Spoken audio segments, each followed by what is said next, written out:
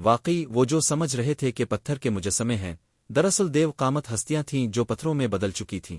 ان کے ہتھیار ابھی تک چمک رہے تھے جیسے وہ ابھی بھی زندہ ہوں۔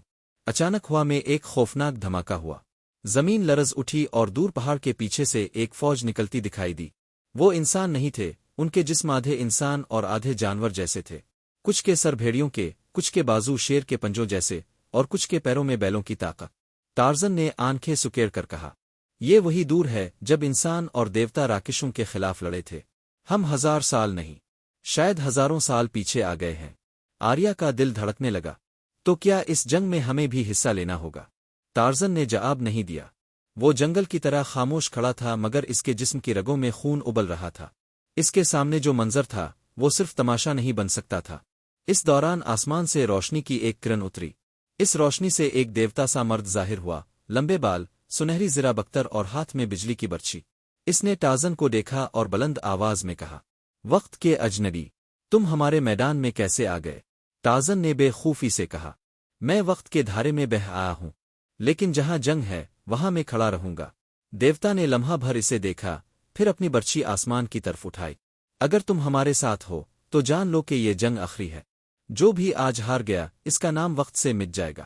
اچانک راکشوں کی فوج دھاڑتے ہوئے آگے بڑھی۔ زمین کانپنے لگی، دھواں آسمان کو چھونے لگا۔ دیوتاؤں کی فوج بھی برچھیوں، تلواروں اور کمانوں سے لیس ہو کر دوڑ پئی، اور یوں میدان حشر برپا ہو گیا۔ ٹارزن نے اپنی جنگلی چیخ لگائی۔ وہ چیخ اتنی طاقتور تھی کہ پرندے آسمان میں اڑ گئے، بھیڑیے اور جنگلی درندے میدان کی طرف دوڑنے لگے۔ چند ہی لمحوں میں وہ جانور ٹارزن کے گرد جمع ہو گئے۔ آریہ نے حیرت سے دیکھا کہ جیسے سارا جنگل اس وحشی انسان کے اشارے پر لبیک کہہ رہا ہو۔ پہلا راکشس ٹارزن پر جھپتا۔ اس کا قد درختوں جتنا اور دانت تلوار جیسے۔ ٹارزن نے پھرتی سے اس کے بازو پر چھلانگ لگائی، جھولتے ہوئے اوپر چڑھا اور ایک ہی جھٹکے میں اس کی آنکھوں پر اپنے ننگے ہاتھوں سے وار کیا۔ خون کا فوارہ پھوٹا اور دیو قامت دھڑام سے گر گیا۔ دیگر جانور بھی اپنے اپنے انداز میں لڑنے لگے۔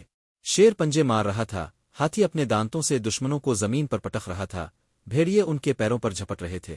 یہ جنگ صرف دیوتاؤں کی نہیں رہی تھی، اب یہ ٹارزن کی جنگ بھی تھی۔ آریہ دیوار کے پیچھے پناہ لے کر سب کچھ دیکھ رہی تھی، مگر اس کے دل میں خوف اور فخر دونوں تھے۔ وہ سوچ رہی تھی کہ یہ شخص انسان ہے، خود وقت کا بھیجا ہوا کوئی محافظ۔ جنگ شدت پکڑ گئی۔ آسمان پر بجلیاں گرجنے لگے اور ہر بجلی زمین کو چیر دیتی۔ ٹارزن کا جسم خون سے تر تھا، مگر وہ ہر وار کے بعد مزید وحشی لگنے لگتا۔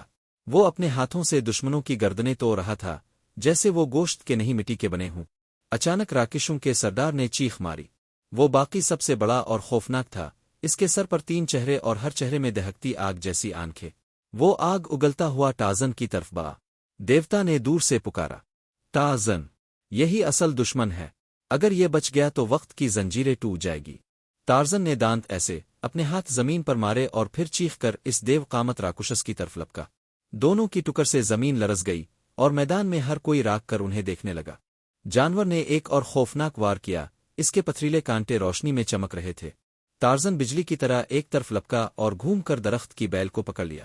جیسے ہی عفریت نے دوبارہ جھپٹا مارا، ٹارزن نے پوری قوت سے بیل اس کے گرد لپیٹ دی، مگر جانور کی طاقت حیران کن تھی۔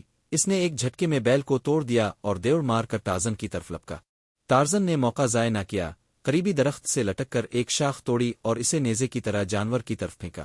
شاخ اس کے شانے میں پیوست ہو گئی، مگر عفریت کی چیخ کے بعد جنگل میں ایک زلزلہ سا برپا ہو گیا۔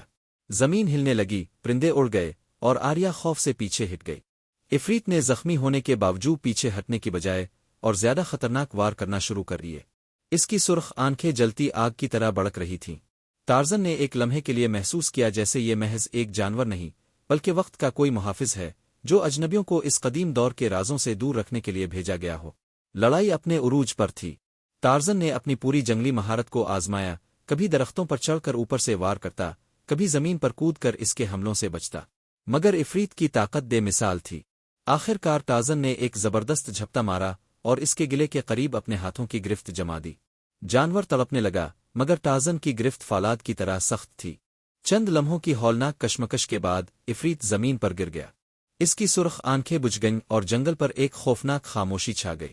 آریہ نے ڈرتے ڈرتے قریب آ کر کہا، یہ کون سا جانور تھا؟ میں نے ایسا کبھی نہیں دیکھا۔ ٹارزن نے پسینے سے تر ہوتے ہوئے آسمان کی طرف دیکھا اور بولا، یہ کسی اور زمانے کا باسی ہے۔ لگتا ہے وقت ہمیں محض لے کر نہیں آیا بلکہ اپنے راز بھی دکھانا چاہتا ہے۔ اسی لمحے زمین میں ایک اور ہلچل ہوئی۔ گھڑیال جو آریا کے گلے میں لٹک رہا تھا خود بخود جگمگانے لگا۔ تازن نے چون کر اسے دیکھا۔ وقت کا کھیل ابھی ختم نہیں ہوا۔ وہ بڑبڑایا اور دور گھنے جنگل کے بیچ ایک اور روشنی ابھرتی دکھائی دی۔ روشنی تیزی سے بڑھ رہی تھی، جیسے جنگل کے اندر کوئی دروازہ کھل رہا ہو۔ درختوں کے پتوں پر سنہری چمک پڑ رہی تھی اور پرندے اپنی گھونسلوں سے گھبرا کر اڑ گئے۔ آریا نے گھڑیال کو اپنے ہاتھ میں مضبوطی سے پکڑ لیا۔ گھڑیال کی سوئیاں خود بخود گھومنے لگے اور اس پر عجیب سی نقش و نگاری ابھر آئی۔ تازن نے اپنے کان تن دیے۔ جنگل کے جانور جو عام طور پر اس کے ساتھ ہوتے اب سب دور بھاگ چکے تھے، صرف وہ اور آریا رہ گئے تھے۔ روشنی کے بیچ سے ایک دھندلا سا دروازہ سا نمودار ہوا۔ اس کے اندر سے ڈھول کی آوازیں اور کچھ اجنبی بولیاں سنائی دینے لگے۔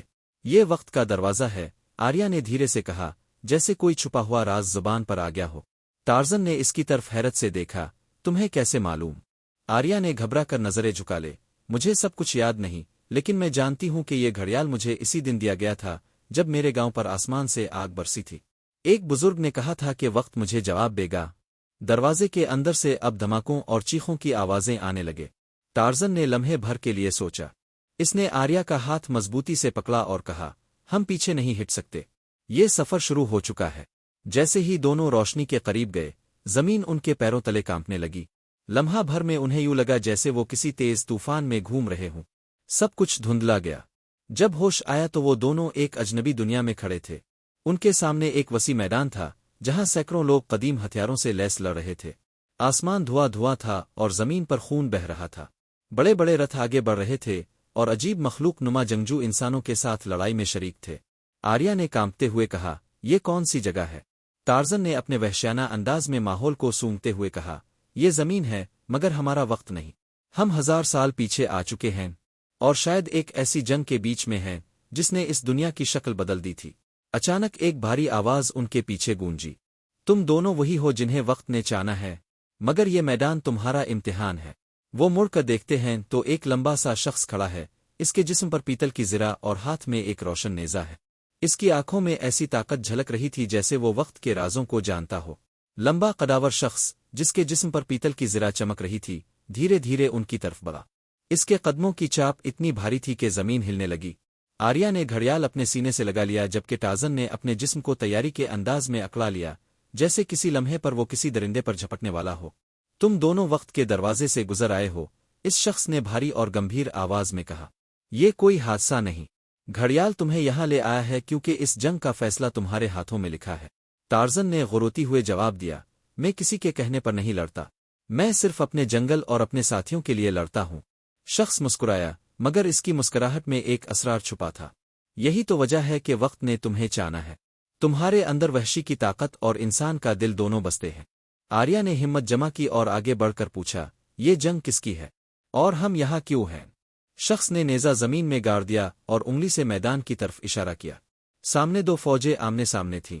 ایک طرف انسانوں کی بڑی فوج تھی، رتھ، تیر انداز، بھاری تلواروں والے سپاہی اور قبائلی سردار۔ دوسری طرف ایسی مخلوق تھی جنہیں دیکھ کر آریا کے رونگٹے کھڑے ہو گئے۔ ان کے جسم آدھے انسان اور آدھے درندے جیسے تھے، کچھ کے چہروں پر خنزیر کی ناک اور کچھ کے بازوؤں میں بھیڑیے کے پنجے۔ وہ دھاڑتے ہوئے آگے بڑھ رہے تھے۔ یہ پرانی جنگ ہے، وہ شخص بولا، انسانوں اور عفریتوں کی۔ یہ زمین کبھی ان مخلوقات کے قبضے میں تھی مگر انسانوں نے انہیں پیچھے دھکیل دیا۔ آج وہ انتقام لینے آئے ہیں۔ اگر تم نے اس جنگ کو نہ روکا تو انسانیت کا وجود 1000 سال پہلے ہی مٹ جاتا اور مستقبل جسے تم جانتے ہو کبھی جنم نہیں لیتا۔ ٹارزن کی آنکھوں میں ایک وحشی چمک ابھری۔ وہ اس نئی حقیقت کو پوری طرح سمجھ تو نہیں پا رہا تھا مگر اس کے اندر کی جبلت اسے بتا رہی تھی کہ یہ لڑائی ناگزیر ہے۔ آریا نے گھڑیال کو دیکھا، اس کی سوئیاں تیزی سے گھوم رہی تھیں جیسے وہ بھی اس حقیقت کی تصدیق کر رہی ہوں۔ اچانک ایک زوردار دھماکہ ہوا۔ ایک دیوہیکل عفریت جس کے کندھوں پر 2 انسانی کھوپڑیاں لٹک رہی تھیں انسانوں کی صفوں کو چیرتا ہوا نکل آیا۔ اس کے ہاتھ میں ایک بڑا پتھریلا گرز تھا جو زمین پر لگتے ہی دیوڑ کی طرح آواز پیدا کرتا۔ شخص نے ٹازن کی طرف دیکھا، یہ ان کا سردار ہے، اگر یہ زندہ رہا تو یہ جنگ انسانیت کی آخری جنگ ثابت ہوگی۔ ٹارزن نے لمحے بھر بھی انتظار نہیں کیا۔ وہ چیختا ہوا جنگل کی وحشی پکار نکالتا ہے اور ایک درخت کی شاخ پر اچھل کر میدان کی طرف جھپٹتا ہے۔ اس کی پکار اتنی زوردار تھی کہ ایک لمحے کو میدان رک سا گیا۔ پرندے آسمان میں چیختے ہوئے اڑ گئے اور انسانوں کے حوصلے بلند ہو گئے۔ آریہ نے ٹارزن کو دیکھ کر بے اختیار گھڑیال کو اوپر اٹھایا۔ گھڑیال کی سوئیاں رک گئیں اور اس پر ایک سنہری روشنی پھیل گئی، جیسے وقت خود لمحہ بھر کو تھم گیا ہو، صرف اتنا کہ ٹارزن دشمن کے بیچ اتر سکے۔ وہ عفریت کے سامنے جا کھڑا ہوا، دونوں کی آنکھیں آپس میں ٹکرائی۔ ایک لمحے کو لگتا تھا جیسے وحشت اور طاقت کا مقابلہ ہونے والا ہے۔ عفریت نے دھار کر اپنا گرز گھمایا اور ٹارزن نے چیتے کی سی پھرتی سے جھک کر وار بچایا اور سیدھا اس کے سینے پر گھونسا مارا، لیکن یہ گھونسا کسی عام جانور پر نہیں تھا۔ عفریت پیچھے ہٹا مگر پھر غروا کر ٹارزن کی گردن پکڑنے کو لپکا۔ میدان کے سپاہی اب اس منظر کو حیرت اور خوف سے دیکھ رہے تھے۔ وقت کا دروازہ کھل چکا تھا اور اب فیصلہ اس وحشی انسان اور قدیم سردار کے بیچ ہونا تھا۔ ٹارزن اور عفریت کی لڑائی اپنے عروج پر تھی۔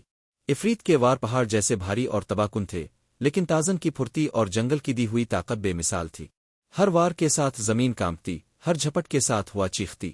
آخرکار ٹارزن نے ایک بلند چیخ ماری اور اپنے پورے زور کے ساتھ درخت کی ایک بڑی شاخ توڑ کر عفریت کے گرز کو روکا اور اسی شاخ کو گھما کر عفریت کے سینے پر دے مارا۔